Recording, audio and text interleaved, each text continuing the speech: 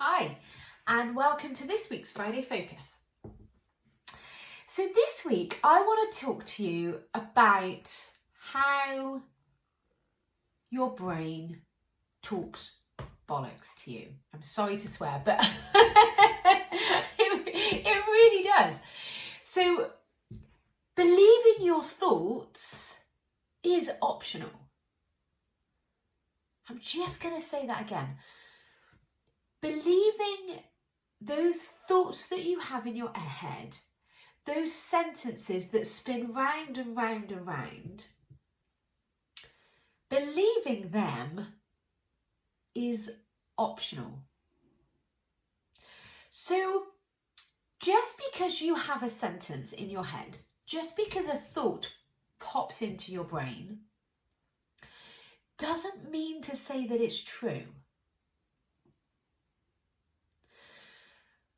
I want you to imagine just for a second that your thoughts are like clouds. Clouds move across the sky. They come into your vision and then they move past. They come into your vision and then they move past. So just imagine now your thoughts are the same. On average, the average human has 60 to 70,000 thoughts a day. So our brain is a processing machine. It is designed to think.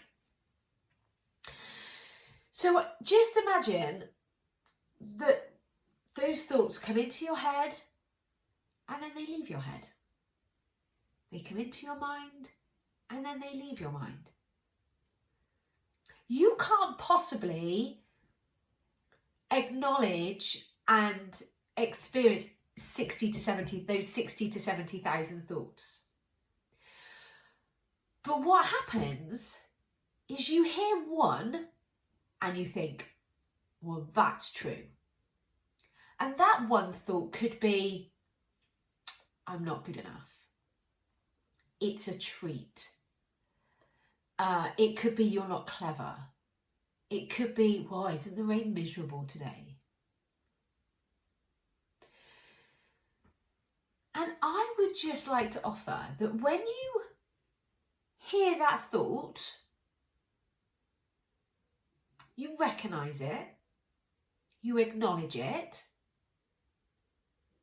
you can let it pass on through. It doesn't have to be true. The rain doesn't have to be miserable. You are good enough. The fact that you were born a human being makes you 100% worthy, makes you 100% lovable.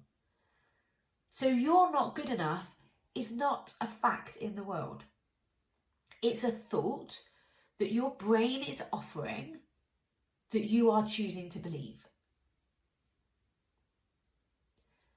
And our brain talks bollocks to us all of the time. Your brain is always talking at you. It's always interpreting what's going on. It's always giving you a story or, an account of what's happening. And those thoughts, those stories, those interpretations will be based on your upbringing, your experiences, what you've heard in the media, marketing, what you've heard your manager say, what you've heard your colleagues say, what you've heard, your friends say. All of this unconsciousness will drop those thoughts into your head. But just because they're there, you don't have to believe it. Just because a sentence is in your head doesn't mean it's true. So I've got a couple of sentences that I hear on a regular basis. I'm not good enough. I'm not clever enough. That's one that always comes up. I'm not clever enough.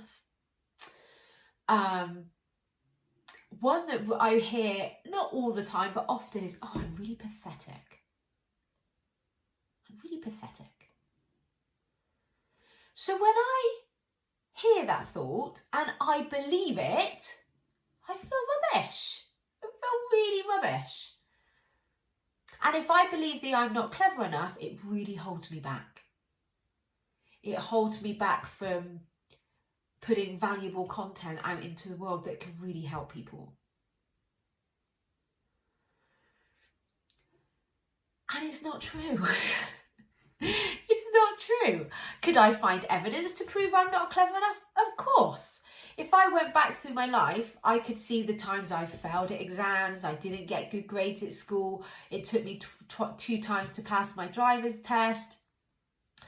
You know, I don't do well in test or exam situations. So I could sit here and I could give you loads of evidence that seems justified to prove that thought true.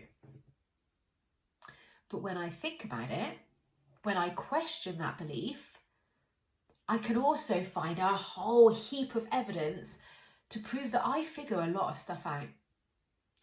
My children come to me with wanting to be some sort of random Pokemon for World Book Day, and I will figure out an outfit, and I will make that outfit without needing instruction.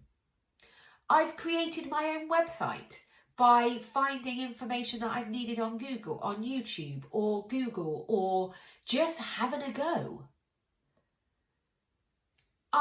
There's most things that I have a go at, I figure it out.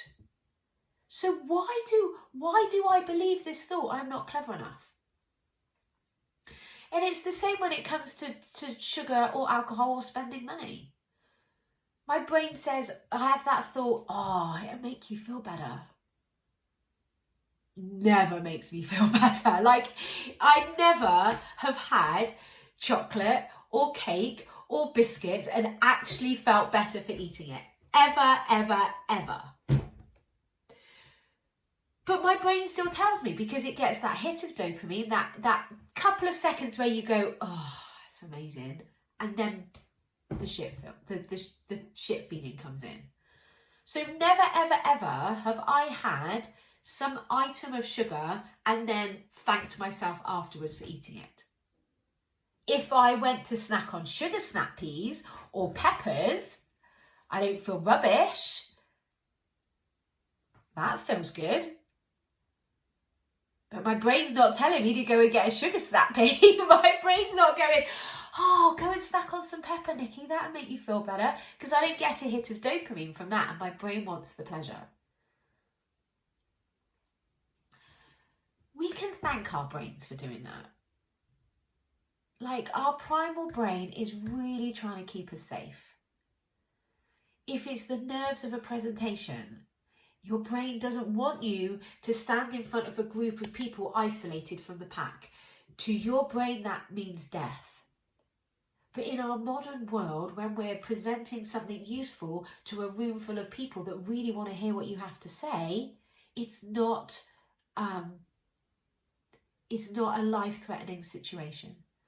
So you can thank your brain for trying to keep you safe. Your primal brain really thinks that dopamine hit is a survival requirement, because back in the caveman days, it was. That's what enabled us, that's what encouraged us to go and seek food and water and have sex and get the comfort of other humans, the security of a pack. It was that pleasure we were seeking, but we don't need that pleasure from the false manufactured items that are now in our world.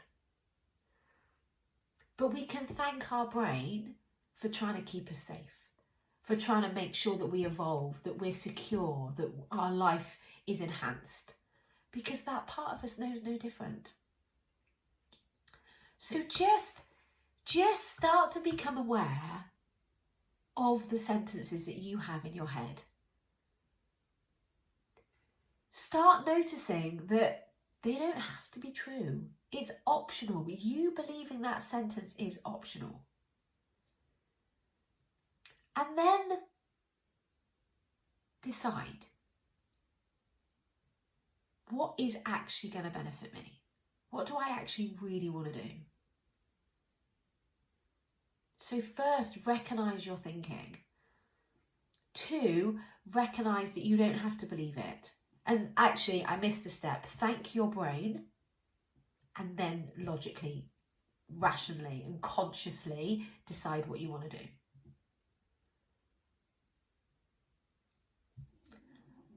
I hope this helps.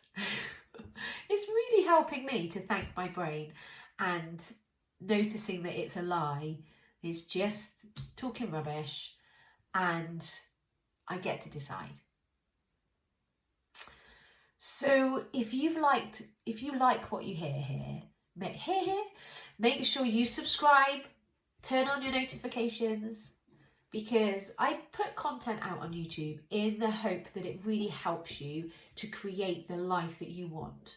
Whether that's weight loss, whether that's getting control of your sugar cravings, or your drinking, or your spending, or your time management, it's my intention to help you on that journey. And if you want to talk more with me one-on-one, book yourself a consult, because I can help you get to where you want to go. Have an amazing week, and I'll speak to you again next week.